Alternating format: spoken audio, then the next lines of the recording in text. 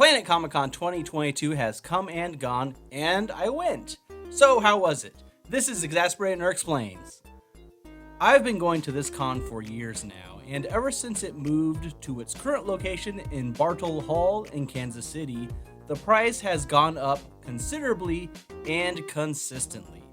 But it has also increased in size, both vendors a little bit, but substantially in the number of celebrity-type guests.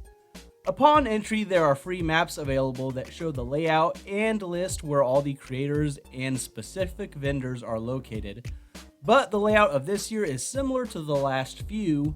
On one end of the main floor, there are all the celebrities from movies, TVs, and video games, kind of isolated on their own. Past that is a big section with one long, skinnier section, kind of like Chile in South America, that is their artist alley with independent creators selling their items alongside major comic book creators. And the larger portion of that section has the regular vendors who are selling comics, toys, memorabilia, etc. And past that is one final area that is mostly cosplay and game focused, with backdrops for pictures, larger displays for vehicles, cosplay groups, and a lot of video games with VR, pinball machines, etc. Throughout the weekend, there are different panels that you can attend, which can be interesting, but that also means you have to time your lines if you're wanting multiple autographs or to attend the panels themselves. So it pays off to plan out who all you want to see the most and find out their individual schedules. Unfortunately, I don't see a clear way to find out the schedules ahead of time, at least not easily.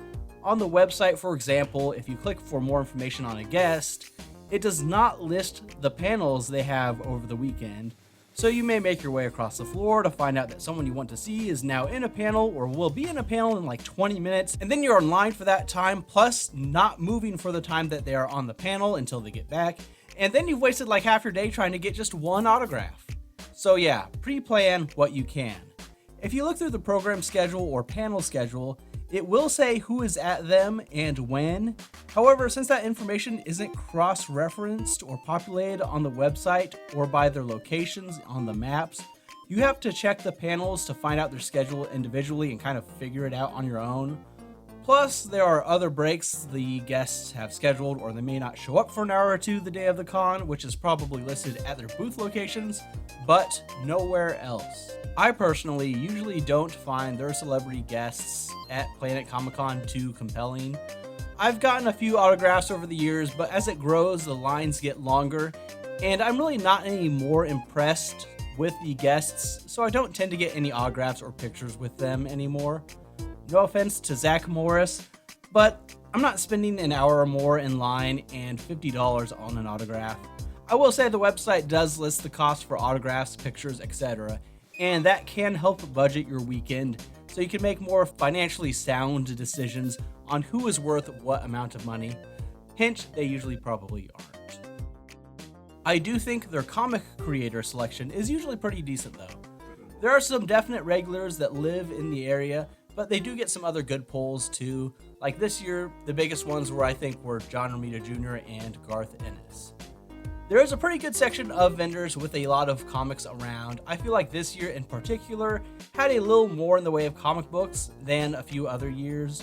The wave of Funko-only vendors that swept through the con circuit and dominated floor space has receded back down to an acceptable level. There's still plenty to find if that's what you want, but they aren't absolutely everywhere like they were for a couple years. There are always some interesting items in the artist alley made by independent creators and artists, but your mileage may vary on who happens to show up year to year and what they have.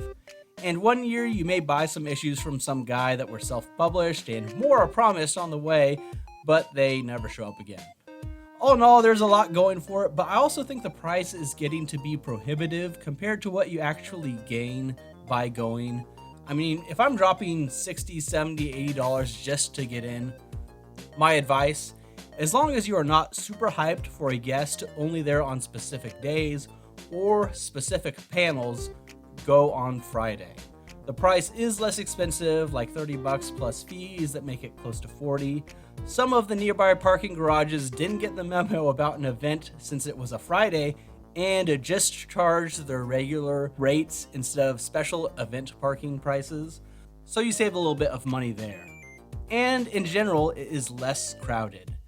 It doesn't start until 1, which means you can get a nice lunch somewhere beforehand and then spend the rest of the day browsing comics, art, products, and gain signatures without paying $10 for a hot dog or whatever it was. Also, the line to get in on Saturdays has been absurd over the years. I stopped buying tickets ahead of time for Saturdays because it was usually like more than an hour to get in, even several hours after the con opened. They are now providing ways to get your wristbands early so they don't run to as big of a line, but I had been paying extra by not pre-ordering tickets and just walking up and buying them at the con because there's literally no line for buying tickets immediately, and the will call line was, at least an hour long. Now, is it really worth it to pay extra money to get in and not have to wait when I am already complaining about the price? I actually think so. Anyways, that's all for today. Let me know if you've ever been by the con or were you there this year, and comment what you thought about it. This was a bit different video, but if you liked it, let me know and maybe I can try to do something like this again in the future. Don't forget to like and subscribe to the channel. Thanks for watching. Bye.